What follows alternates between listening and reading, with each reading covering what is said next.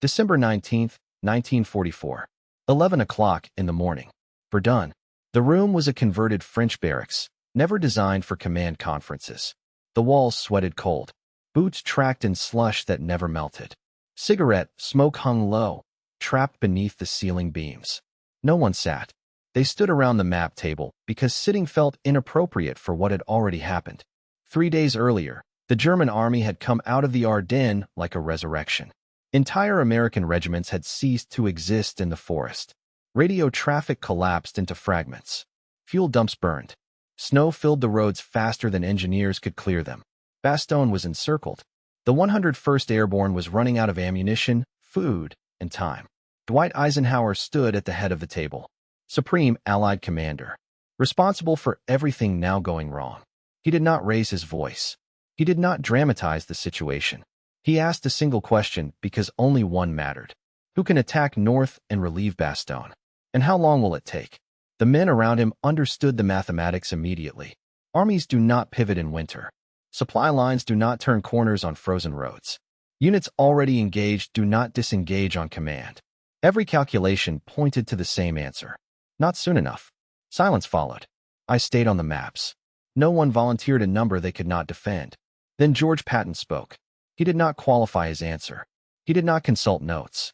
He did not ask for clarification. He said he could attack with 2 divisions in 48 hours.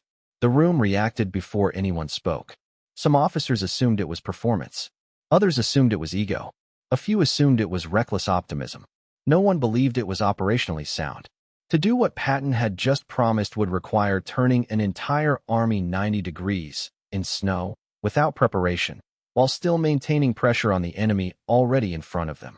Eisenhower looked directly at him and issued a warning, not a rebuke. Do not promise what you cannot deliver. Patton did not argue. He did not revise the timeline. He did not explain. What no one in that room yet understood was that the decision had not been made in Verdun. It had already been made days earlier, quietly, without witnesses, and it was already in motion. By mid-December, the Allied command believed the war in the West was functionally over. Germany was assumed to be exhausted. Its armored reserves were believed destroyed in Normandy. Its fuel shortages were well documented. Its air force was rarely seen.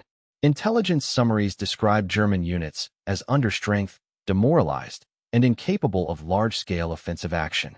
From a purely statistical standpoint, the assumption seemed reasonable. The Allies controlled the skies. Their armies stretched from the North Sea to Switzerland. Paris had been liberated months earlier. Supply lines flowed forward from the ports. Newspapers were already discussing victory timelines. The Ardennes sector embodied this confidence. It was treated as a quiet zone, a place to rotate battered divisions, a place where inexperienced troops could gain time in the line. The terrain itself was assumed to be a natural barrier. Dense forests, narrow roads, rolling hills. In winter, it was considered unsuitable for armored maneuver. The same logic had been used in 1940. The lesson had not been internalized. Military opportunity existed because the Allied front was thin by design. American divisions in the Ardennes were spread wide. Regimental sectors were stretched beyond doctrine. Artillery support was limited. Anti-tank defenses were incomplete. Many units were refitting or reorganizing. Commanders were told to expect patrol actions, not breakthroughs. This created space. Space is opportunity in operational warfare. Space allows mass. Space allows surprise. Space allows momentum before a defender understands what is happening. The German plan exploited all of it. By concentrating armored formations opposite the weakest sector of the Allied line, Germany achieved local superiority without needing overall parity. They did not need to defeat the Allied armies. They only needed to rupture them long enough to force reaction. That reaction window was the opportunity Patton recognized. Once the German offensive began, Allied options narrowed rapidly. Reinforcing Bastogne from the north was constrained by weather and congestion. Units there were already engaged. Reserves were limited. Air power was grounded by fog and snow. Only one operational maneuver remained viable: a strike from the south. That maneuver depended on 3 factors: speed, coordination, and the ability to disengage forces already in contact without collapsing their current front. From a purely military perspective, it was possible. Difficult, but possible. Roads existed. Distances were manageable. German flanks were exposed by their own advance. Their supply lines were fragile.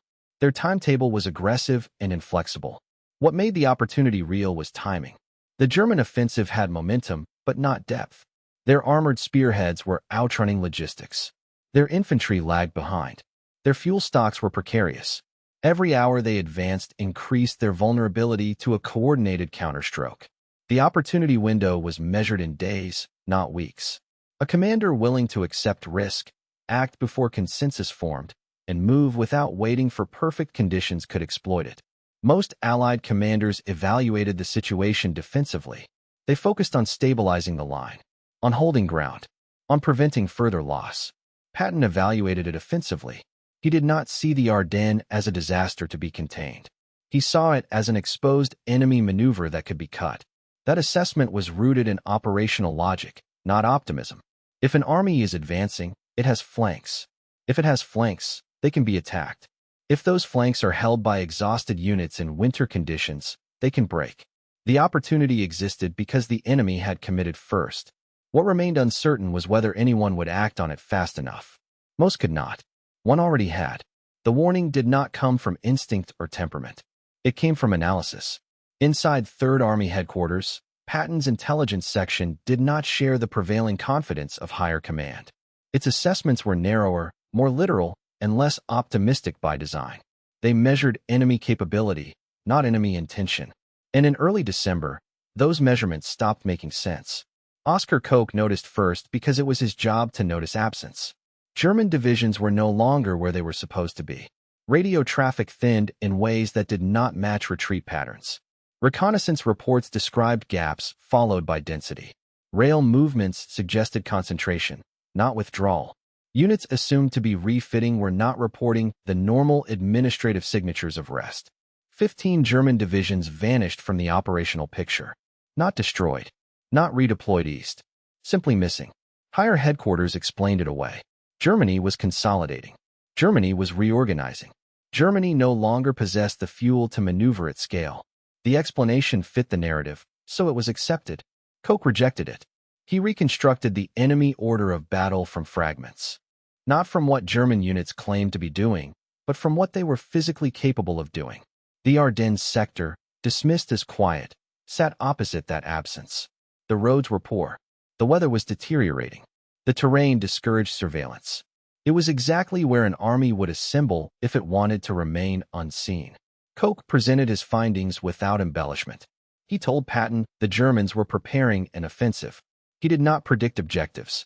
He did not promise outcomes. He gave a window. Within 2 weeks, Patton asked one question. If the Germans attack, where? Koch answered without hesitation. The Ardennes. Patton did not debate him. He did not forward the report up the chain. He did not ask for confirmation. He accepted the assessment and acted on it internally. That decision mattered more than the warning itself. Patton understood that intelligence is not proven by consensus. It is proven by consequence. Waiting for validation meant waiting until the enemy moved. By then, preparation would be impossible. So he prepared quietly. He ordered contingency planning not as a theoretical exercise, but as executable movement. Routes were reconnoitered. Road junctions were mapped. Fuel allocations were adjusted. Artillery firing data was recalculated for terrain his army was not currently fighting on. None of it was explained beyond need to know. To his staff, it appeared irrational. Third Army was advancing east. It was winning. Divisions were engaged. There was no operational reason to plan a major maneuver north. No directive from higher command authorized it. Patton did it anyway. He required his corps commanders to think in alternatives. Not what they were doing, but what they would do if ordered to reverse direction. He insisted on precision. Distances.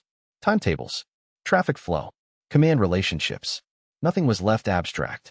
This was not improvisation. It was preemption. Koch continued refining his estimates. German strength. German fuel. German pacing. He tracked the buildup without being able to stop it. Every report reinforced the same conclusion. When the attack came, it would be violent, brief, and decisive if unopposed. Patton treated the warning as inevitable, not hypothetical. By the time the German offensive began on December 16th, Third Army did not need new orders to understand what was happening. The staff recognized the pattern. They had already rehearsed the response on paper. They knew which units could move first and which could follow. They knew which bridges could carry armor and which would collapse under weight. The warning had done its work, not by preventing the German attack. That was beyond their authority, but by ensuring that when it came, one commander was not surprised. Preparation does not eliminate chaos. It reduces delay. In modern war, delay is fatal. Patton did not wait to be convinced. He waited to be confirmed. When confirmation arrived, there was nothing left to debate. The overrule did not come as a single order. It emerged from a system designed to prevent unilateral action. At the highest level, Allied command functioned on coalition balance, not operational efficiency. Every major decision passed through layers built to manage national sensitivities, political optics, and alliance cohesion. Speed was subordinate to agreement. Initiative was subordinate to control. In December 1944, that system was already under strain. Eisenhower's authority was absolute in theory and conditional in practice. He commanded armies from multiple nations, each with its own government, press, and expectations. Any major shift of forces risked political consequence beyond the battlefield. He had learned that lesson repeatedly, and he governed accordingly. When intelligence indicators began to surface suggesting a possible German counteroffensive, they were filtered through that framework. Accepting them meant admitting vulnerability. It meant acknowledging that earlier assumptions had been wrong. It meant explaining to political leaders and publics why divisions were resting in what was now revealed to be a danger zone. The cost of being wrong had already been paid. The cost of admitting it was still being weighed. Bradley's headquarters reflected this tension. His focus remained on maintaining continuity along the front. His armies were spread, but they were advancing. That advance was his proof that German collapse was real. A sudden reversal of posture would imply misjudgment. It would invite scrutiny. It would disrupt an offensive that had momentum and public expectation behind it. Institutional inertia reinforced the denial. Intelligence warnings that contradicted the prevailing narrative were labeled cautious. Analysts were told to contextualize. Absence was interpreted as exhaustion. Silence was interpreted as weakness. Reports that did not align with confidence were softened before they reached decision-makers. No one wanted to be responsible for slowing the war down. Within that environment, Patton's preparations were invisible and inconvenient. They did not fit the approved picture of the front. They implied that Germany still possessed initiative. They suggested that Allied superiority could be locally negated. They assumed risk in a moment when political leadership wanted reassurance. There was also the matter of Patton himself. He was effective, but unreliable in the eyes of many. His aggression made allies uneasy. His public scandals had not been forgotten. He was seen as a commander who solved problems by creating others. Granting him freedom of action carried reputational risk. If he failed, the blame would not remain isolated. If he succeeded, the narrative would still be difficult to manage. So the system constrained him without confronting him. No orders forbade contingency planning. None endorsed it either. His preparations existed in a gray zone. They were tolerated as long as they did not demand resources or attention. They were ignored because acknowledging them would require taking a position. That position was avoided until it could no longer be deferred. When the German offensive began, the system reacted the only way it could, by consolidating authority, by freezing initiative, by seeking stability before response. Eisenhower's initial instinct was containment. Stabilize the line. Prevent further breakthroughs. Assign responsibility clearly. The transfer of Northern forces to Montgomery followed that logic. It was a command decision designed to impose order, not to generate momentum. Patton's proposal disrupted that framework. A rapid counterattack from the south would reorder priorities. It would pull divisions out of contact. It would create temporary vulnerability elsewhere.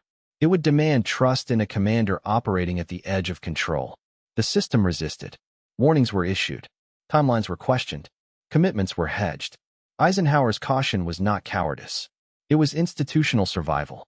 He could not afford a visible failure born of overreach. Patton's insistence forced a choice the system had delayed. Either accept risk now, or absorb greater loss later. The overrule was not a rejection of Patton's plan. It was the system running out of alternatives. When approval finally came, it came narrowly. Limited scope. Specific objectives. No broader endorsement of method. The system retained its safeguards even as it unleashed the maneuver. Patton did not gain freedom. He gained permission. And permission came late, constrained, and burdened with expectation. The irony was structural.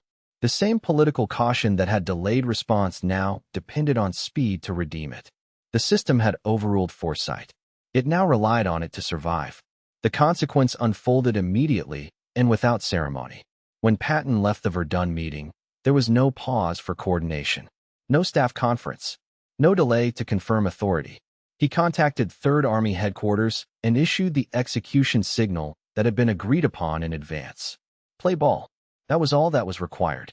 Across northeastern France, units already in motion altered direction without explanation. Convoys that had been moving east slowed, halted, and turned north. Traffic control points switched priorities. Engineers rerouted bridging equipment. Fuel trucks were reassigned while still on the road. Orders arrived not as questions, but as confirmations of actions already expected. The scale was unprecedented. An army of over 100,000 men began a 90-degree pivot in winter conditions. Not over open highways, but over narrow, frozen roads built for peacetime traffic. There was no room for error. One blocked intersection could paralyze miles of movement behind it. One broken-down truck could stall an entire column. Patton accepted those risks because delay carried greater ones. Weather compounded every difficulty. Snow limited visibility. Ice collapsed schedules. Engines failed. Men slept in vehicles because there was no time to establish rest areas. Maintenance units cannibalized parts on the roadside to keep armor moving. Discipline replaced comfort. There was no drama in it, just relentless motion. German commanders did not initially understand what they were seeing. Their intelligence reported movement, but the direction was wrong. American units they expected to remain fixed were appearing on their flanks. Reports conflicted. Headquarters dismissed them as confusion. The assumption remained that Allied response would be slow, deliberate, defensive. By the time that assumption collapsed, Patton's forward elements were already probing south of Bastogne. The German offensive had been built on speed and surprise. It had sacrificed depth for momentum. Supply columns lagged behind armored spearheads. Fuel allocations were minimal. Units were expected to live off captured stockpiles that did not exist. Patton's attack exploited that imbalance. He did not attempt a frontal breakthrough. He did not seek decisive engagement. He attacked the structure of the offensive. Supply lines, flank security, communication nodes. Every mile the Germans advanced now extended their exposure. The effect was cumulative. German units were forced to divert forces from the main advance to contain threats they had not planned for. Timetables slipped. Fuel shortages worsened. Coordination between formations degraded. What had been a single, coherent thrust began to fragment into disconnected fights. Bastogne mattered symbolically, but operationally it was leverage. Its encirclement forced the Germans to commit resources to hold it. Its relief forced them to defend ground they could not afford to lose. When Patton's units broke through on December 26th, the siege ended, but the offensive had already been compromised. The relief was not a moment of triumph. It was a confirmation. German commanders recognized that the initiative had shifted irreversibly. The offensive could no longer achieve its strategic objectives. Antwerp was unreachable. Allied unity had not fractured. The window for decisive success had closed. From that point forward, the battle became attritional. Losses mounted on both sides, but the imbalance favored the Allies. Air power returned as weather cleared. Supply superiority reasserted itself. German formations withdrew under pressure they could not relieve. Every consequence traced back to timing. Patton's movement did not win the battle by itself. It denied the Germans the time they required to consolidate success. It forced them to fight on terms they had sought to avoid.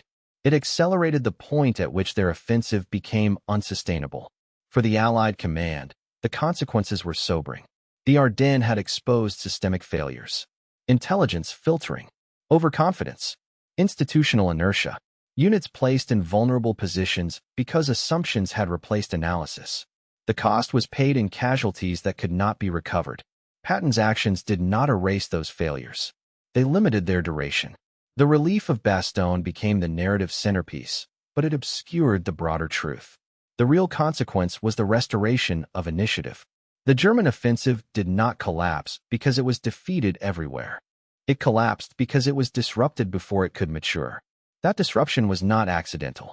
It was the result of preparation that had been dismissed as unnecessary, of warnings that had been tolerated but not acted upon, of a decision made in advance, outside formal approval, and executed when the system hesitated. There were costs on Patton's side as well. Units were exhausted. Equipment suffered. Casualties mounted during the winter fighting that followed. The maneuver succeeded, but it did not come cheaply. Speed reduced risk, but it did not eliminate it. The difference was proportionality. Without the counterattack, the German offensive would have lasted longer, penetrated deeper, and required a far greater expenditure of force to contain. The losses avoided were invisible, but real. In the aftermath, Allied command adjusted. Reserves were repositioned. Assumptions were revised. Confidence became more cautious. But the structure remained. The system corrected itself without acknowledging how close it had come to failure. Patton returned to his assigned role. There was no public reckoning. No formal acknowledgement of the warning that had been ignored. Oscar Koch remained in intelligence. His assessments were validated by events, not by promotion. The consequence of the decision was victory without admission. The battle ended. The front stabilized. The war continued. But the record was already closed.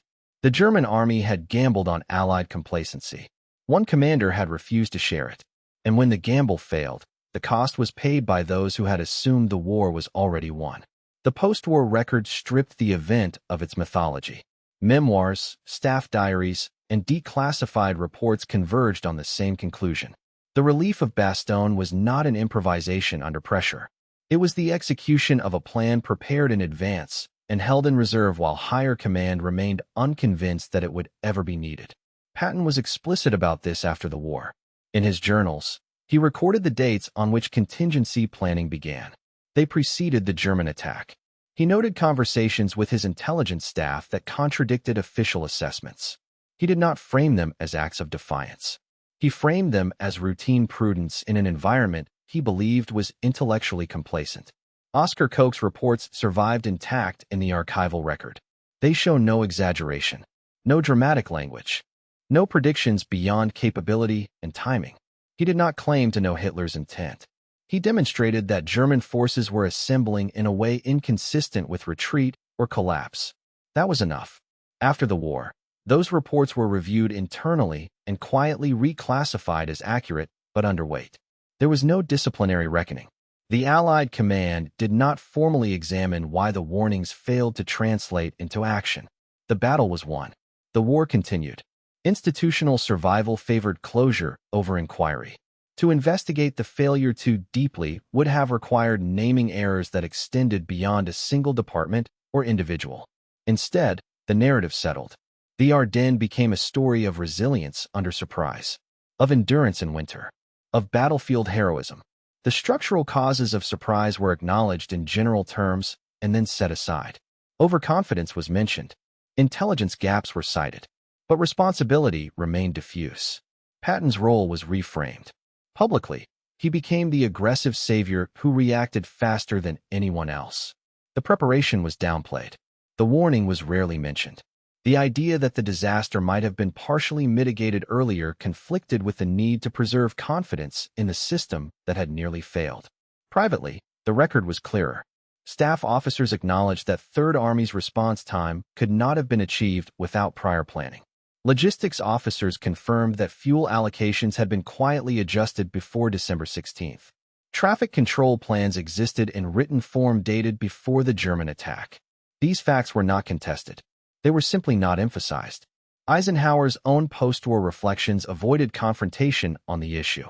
He accepted responsibility for surprise at a strategic level while defending the necessity of coalition command. He did not dispute that warnings had existed.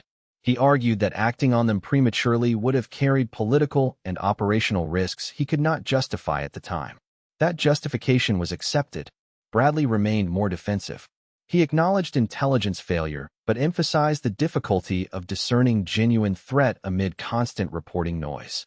He framed the Ardennes as an exception rather than a systemic lapse.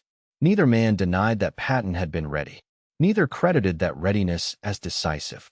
German post-war assessments were less diplomatic. Interrogations and memoirs from German commanders repeatedly noted that the speed of the Southern counterattack surprised them more than any other Allied response. They had expected containment, not disruption. They assumed time they did not have. They recognized too late that their offensive had been read, if not prevented. The German gamble failed not because it was impossible, but because it was interrupted. That interruption came from a decision made before permission was granted. The post-war record does not elevate Patton as a prophet. It does not portray Koch as a lone genius. It documents a simpler truth. One part of the system noticed inconsistency and acted on it. The rest of the system did not. Victory allowed the distinction to fade without consequence. The documents remain. They show that the outcome at Bastogne was not a miracle.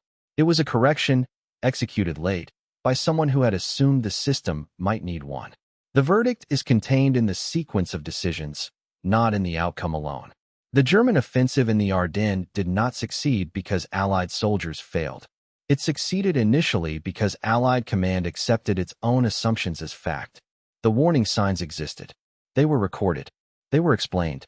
They were dismissed because they conflicted with confidence, convenience, and institutional momentum. George Patton did not prevent the disaster. He prepared for it. That distinction matters. He did not require consensus to act. He did not wait for authorization to think. He accepted that intelligence would never arrive labeled as certainty and that preparation carried less risk than surprise. When the moment came, he did not invent a solution. He executed one that already existed. The system did not reward that foresight. It tolerated it. Only when delay became more dangerous than action did permission follow. By then, the cost had already been paid by units placed in a quiet sector that was never quiet. The relief of Bastogne ended the immediate crisis. It did not erase the failure that created it. The post-war record confirms this without drama. Reports align. Timelines hold. Preparations predate approval. Warnings predate reaction. There was no miracle. There was a correction, applied late, by a commander willing to assume responsibility before he was asked. The Allied command survived because speed compensated for hesitation. It did not learn because victory made examination unnecessary. The structure endured unchanged, reassured by success it had nearly forfeited. This case is closed by evidence, not interpretation. The Battle of the Bulge was not saved by improvisation. It was contained by preparation that existed outside institutional comfort and inside one man's tolerance for risk. If you want more closed case files like this, subscribe to the channel. If you disagree with the verdict, leave a comment. The record will still stand.